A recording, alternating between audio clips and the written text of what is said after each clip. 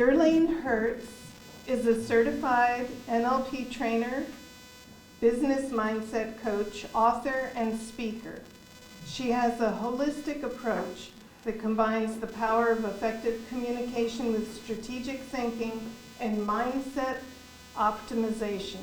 As a result, her clients learn the skills to pursue the business and life they want. Derlene's love for her family, hiking, biking, and friendship is what motivates her to continually help others seek their best. She is a certified neuro-linguistic programming trainer, degreed educator, and a lifelong learner of all things that include the science and study of success and mindset. Today, Derlene will explore resilience in entrepreneurship. She will give us tips to help us plan our success in 2024 and make it the best year in the life of our businesses. Go, Derlene! Thank you, Miss Cynthia, as always. We're going to start out with a little music. We're going to see if this works.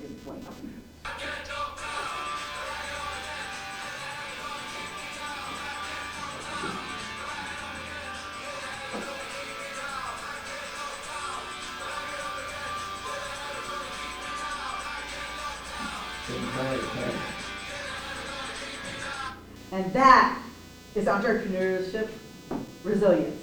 Done. Over.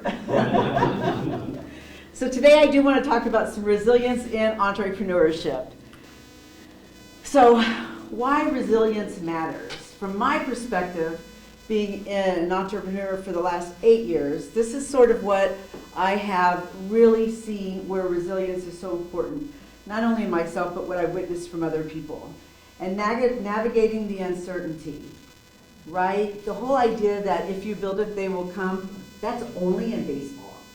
Reality is we got to go out and get the butts in the seats, right? And so being able to navigate uncertainty, sometimes I'm in absolute awe of the resilience and the people that I surround myself with, which is another thing that I want to make sure to mention. One of the things about e4e, one of the gifts about e4e, is that the sum of the 5 people you surround yourself with defines your success.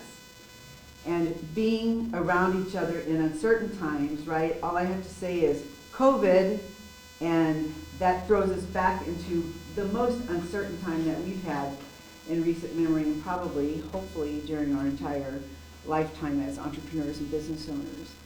And sustaining motivation. It is so interesting, again, if we go back to COVID, the how easy it was to get so deflated, to give up on ourselves. I forget what the statistic is, but something like 50% of all businesses closed their door the first 4 weeks of COVID. And so what does that tell us? They didn't have their eye on the ball, right? They lacked motivation. One of the ways that I will always, again, back to surrounding yourself with people. That's why I love networking. If I surrounded myself with my family and expected them to help me in any way stay motivated in business, all they care about is, why am I not home, and why am I doing this, and why am I doing that, and I don't have food on the table, right? So they're not my form of motivation in terms of staying motivated on top of it. Now, the why for what I do, they're included in that for my motivation. One of the things I think is so important to know about motivation is to know which way you're motivated. We are either motivated away from pain or towards pleasure. And so when it looks like that we are motivated away from pain, we're constantly trying to play catch up. We constantly do things like we work, we pay the bills, and then we take a breath. And oh shoot, the bills are coming again, we gotta work. So that's staying away from pain, right? If we're going towards pleasure, last March I went to Bora Bora, that was pretty pleasurable. So everything that I did, I had that in my mind that that's where I was going, right? I was going towards that pleasure. Really important to be aware of your motivation. Managing stress. Is anybody ever had a stress-free experience with entrepreneurship? Right, managing stress. Again, resilience. You must have resilience. Getting knocked down, get up again. Get knocked down, get up again. I think that song is the perfect idea of who we are as entrepreneurs. Learning to manage stress. We're going to talk about this in a little bit. is one of the things that I really witness in really in entrepreneurship that really is on target, right? And embracing change. So many people hate change. Those cannot be successful business people and entrepreneurs. Because about the time you get your social media straightened out, there's some kind of change. AI pops up and you have to shift, right? Keep up with the current statistics of what's going on in the days. And leadership and decision making, what I have found, in complete transparency, as a leader and a decision maker in my business, one of the things that held me up was that I wouldn't make a decision. I had to think about it, I had to think about it, I had to think about it. And, then time has passed by, right? So I've gotten to where, as a leader, I'll make a decision. If it's wrong, I can take responsibility for that. I can't take responsibility for anything if I don't make a decision. So as to become really resilient in business, to be able to make decisions, right or wrong, at least you make a decision, and then we can move on to the idea of, if it's a good decision, that's great. If not, we call that failure, which is only feedback, which is, again, another learning opportunity, right? And then attracting talent.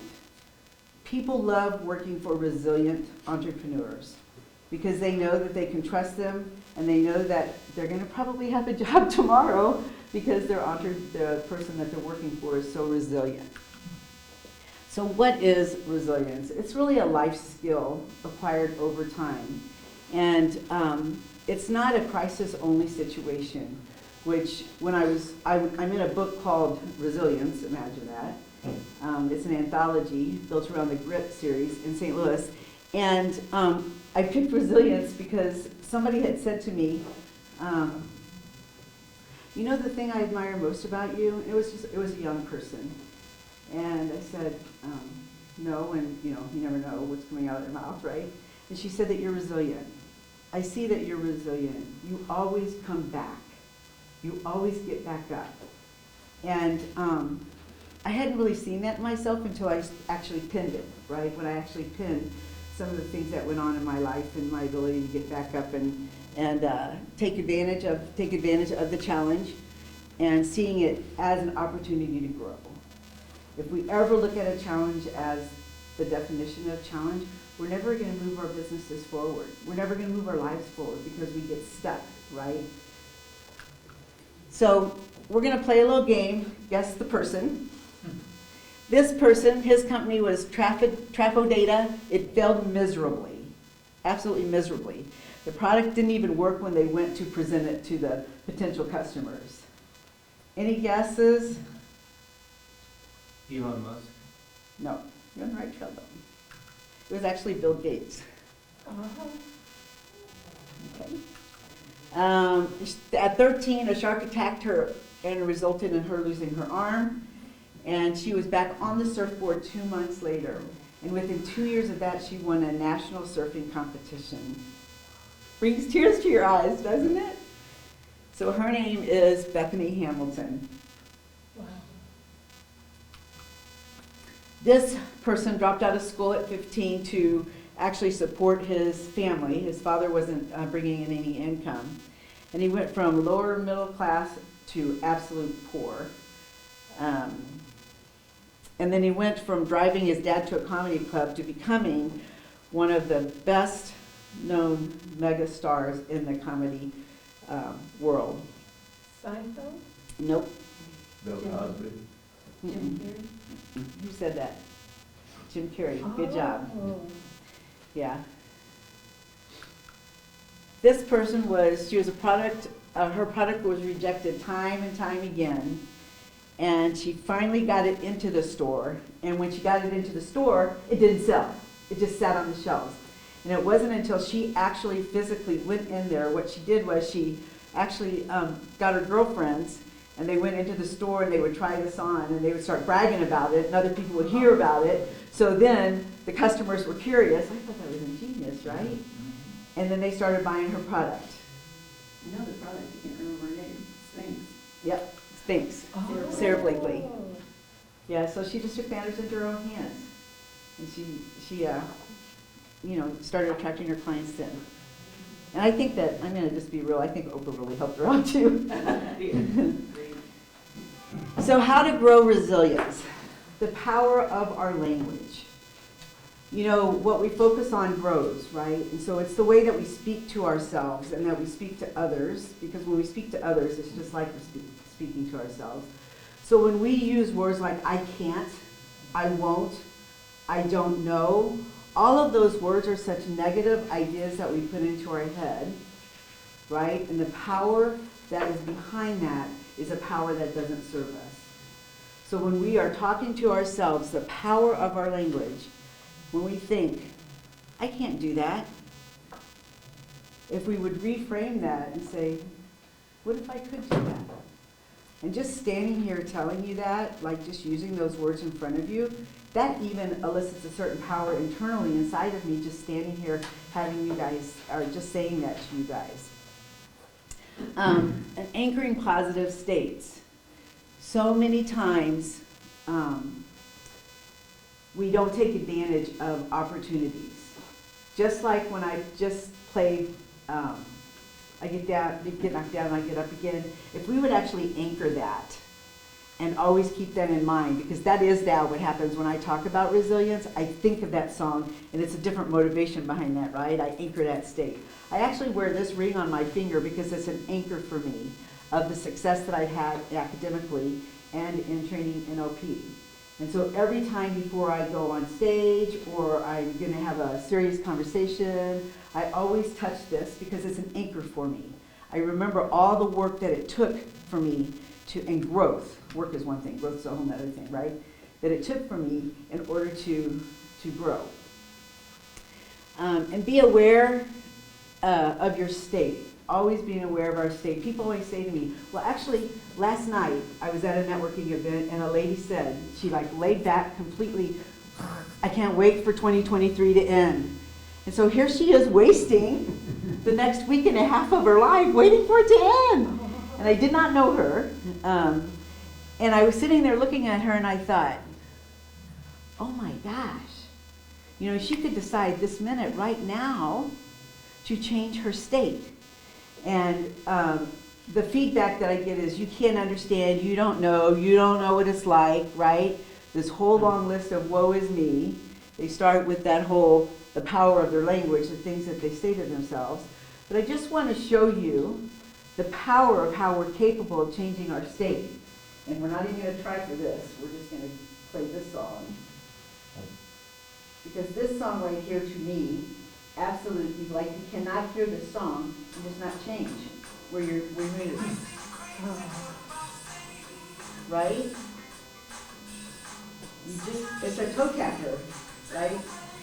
And you can't be in a bad mood and listen to the song and walk away with any other mood other than a happy mood or a happy state.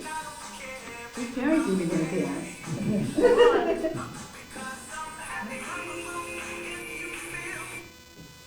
So our ability to change a state, it has to do with emotional intelligence as well, right?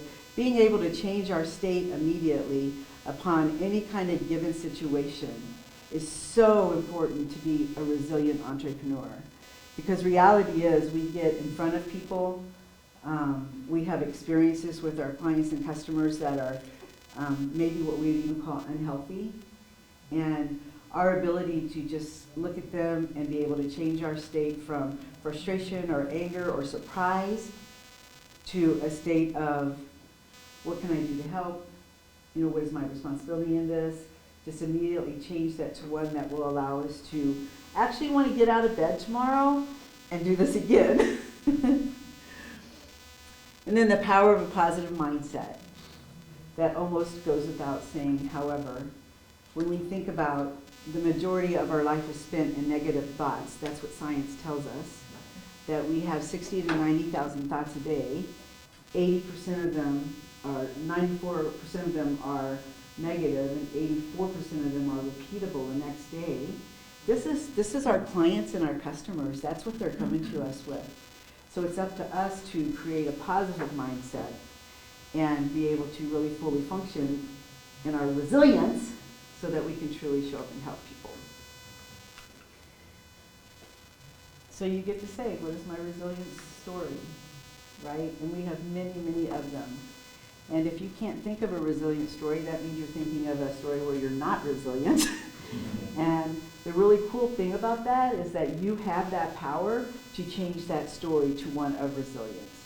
Because nobody's going to do it for us. Nobody's going to grow our business for us. Nobody's going to change our story. We get to do that. And I would actually like to say that it is a miracle because she held up a minute and I'm finished. So thank you, Karen. And this is just my contact information. Any questions?